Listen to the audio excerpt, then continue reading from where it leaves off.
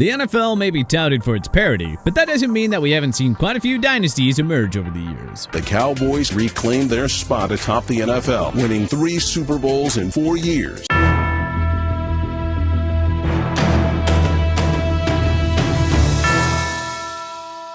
Even the mightiest of giants must fall eventually. Regardless of how it happens, today we take a look at 10 of the greatest dynasties that the league has seen and dive into their downfall. Green Bay Packers, 1960s. The Green Bay Packers dynasty is so legendary that it actually dates back to before the Super Bowl even existed. They won NFL titles in 1961, 1962, and 1965, and then captured the first 2 Super Bowl titles in 1966 and 1967 against the Kansas City Chiefs and Oakland Raiders respectively. This roster was loaded with talent, like Hall of Fame quarterbacks Bart Starr, who is the team's leader and most valuable player during both Super Bowl wins. 2 of his key targets during that stretch were wide receiver Boyd Dowler and tight end Ron Kramer.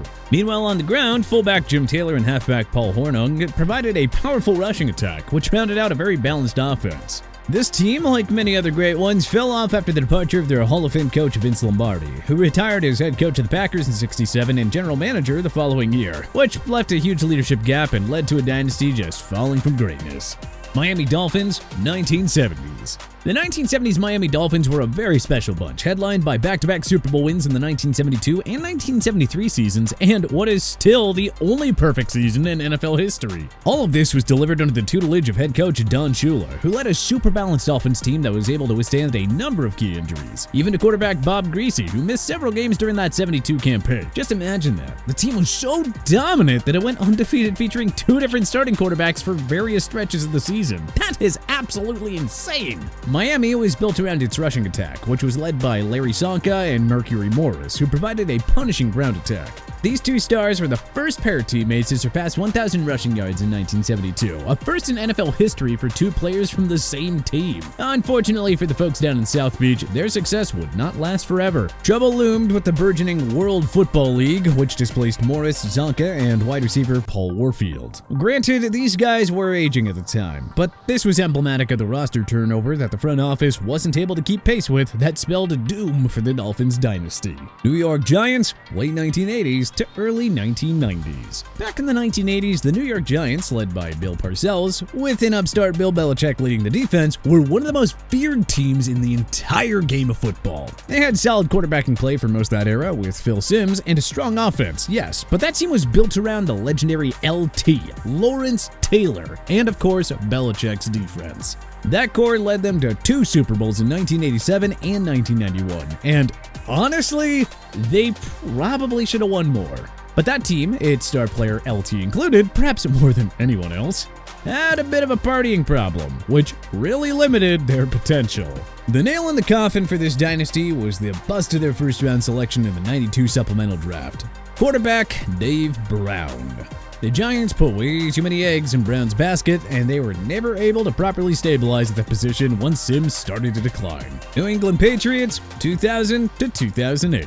The early 2000s Patriots were one of the most surprising dynasties that we've seen take form in the NFL. And before we get too far into it, yes, non-New England fans, it is rather disgusting that we can't make the distinction between their 2 dynasties. But I digress. Prior to Belichick taking over, the Patriots hadn't exactly been a cornerstone franchise for the NFL.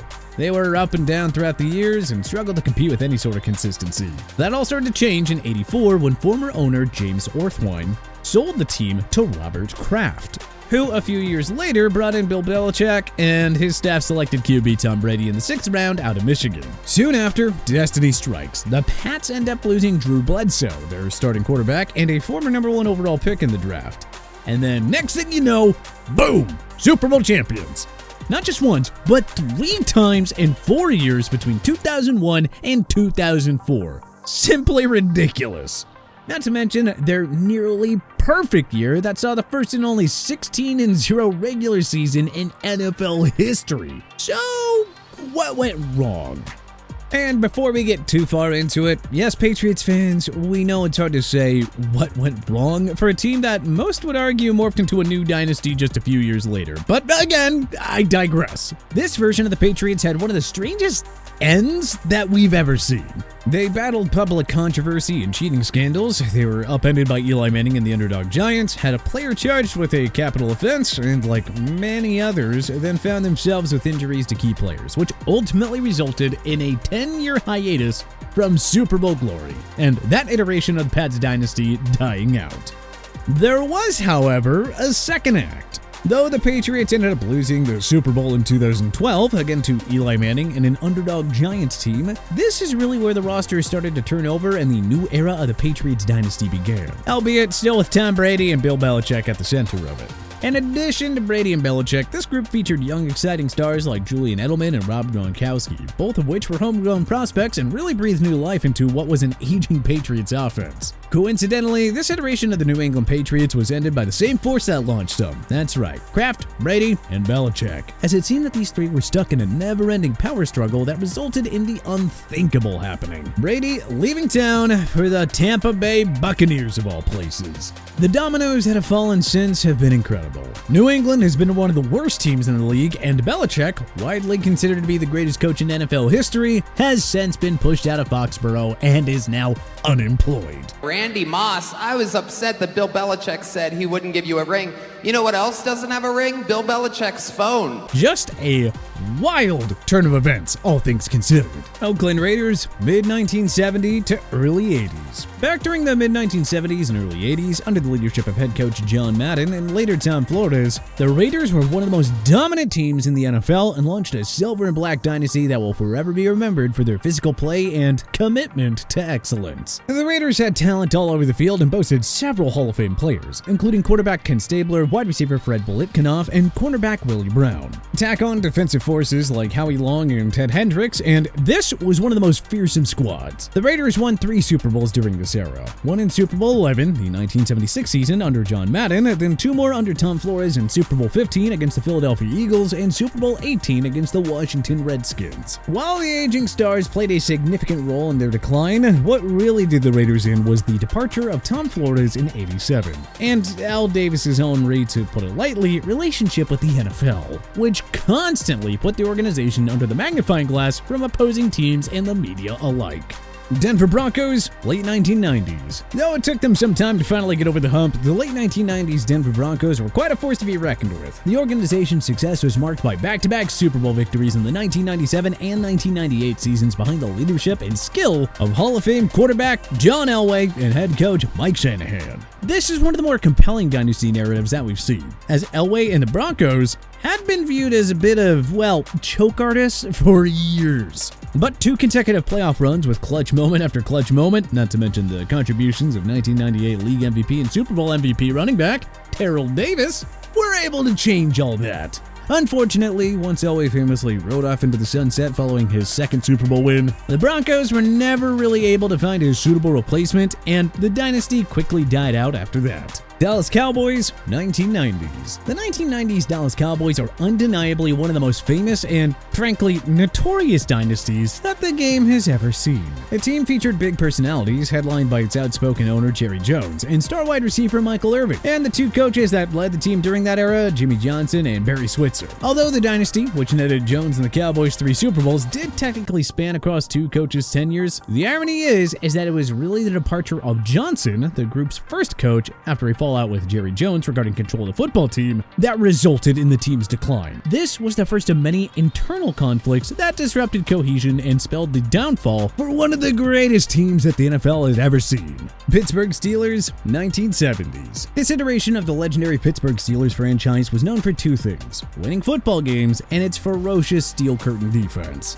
When all was said and done, the group headlined by players like Terry Bradshaw, Franco Harris, Lynn Swann, and Jack Lambert was able to capture 4 Super Bowl titles during the 70s, making Pittsburgh the new face of the league instead of the old guard Green Bay Packers. Head coach Chuck Noll had a knack for coaching team football and getting his star talent to really commit to the team-first ethos. This was in part due to the sizable role that he played in the player personnel process during the team's heyday, something that was uncommon for head coaches at the time. Noll, however, fell out of favor with the Steelers brass, and as a result, the organizational structure shifted, essentially removing Noll from a lot of the player evaluation and selection process that disrupted the continuity and resulted in Pittsburgh's untimely fall from grace following that 4th Lombardi trophy. San Francisco 49ers, 1980s to 1990s. The San Francisco 49ers dynasty of the 1980s and early 90s is one of the greatest that the league has ever seen. It's unique in the fact that it was actually able to withstand going separate ways with the longtime quarterback Joe Montana, who led them to Super Bowl wins in 82, 85, 89, and 90, and 9 division titles along the way. The team, of course, didn't push Montana out of town without a plan. They had another future Hall of Fame quarterback, Steve Young, just waiting in the wings. What the Niners couldn't ultimately overcome, however, was the departure of Bill Walsh in 1989, which left a massive strategic void that George Seifert was not ultimately able to mask. Yes, the team continued to win under Seifert, but that was with a lot of carryovers from Walsh's days. Once enough distance got between the team and the culture and that system that Walsh had built, it was all downhill from there for San Francisco. Chicago Bears, 1980s. Though they ultimately ended up winning just one Super Bowl, Super Bowl 20, many people believe that Mike Ditka's Bears, featuring defensive stars like Mike Singletary and Richard Dent, were one of the greatest teams that the league has ever seen. While it may come as a surprise to some of our younger fans, this Bears dynasty struggled to find consistent quarterback play to complement its fearsome defense, which really held them back and was ultimately a key factor in their downfall. They whiffed on an overpaid free agent signing with Mike Tomczyk, and the best that they had, Jim McMahon, struggled with off-the-field issues and injuries. That said, he did manage to lift the Bears to their only ring in 85, but still. Anyway, while Chicago's downfall was certainly expedited by injuries, it all centered around Ditka's falling out with his defensive coordinator, NFL legend Buddy Ryan. And of course, the subsequent locker room tensions that it caused. This team never achieved its maximum potential, and well, it ultimately fell apart because of their quarterbacking, injury, and chemistry issues. But hey, which NFL dynasty do you think was the greatest of all time? Which one had the most dramatic collapse? What do you think we got right? What do you think we got wrong? Let us know in the comment section below. If you like this video and learned a thing or two, clicking the like button helps out a ton, and hey, we appreciate it. If you like this video and learned a thing or two, clicking the like button helps out a ton, and hey, we appreciate it. If this is your first time coming around to TPS though, subscribing is a great idea because we put out videos like this every single day. But as always, thanks for watching, and we'll see you guys next time.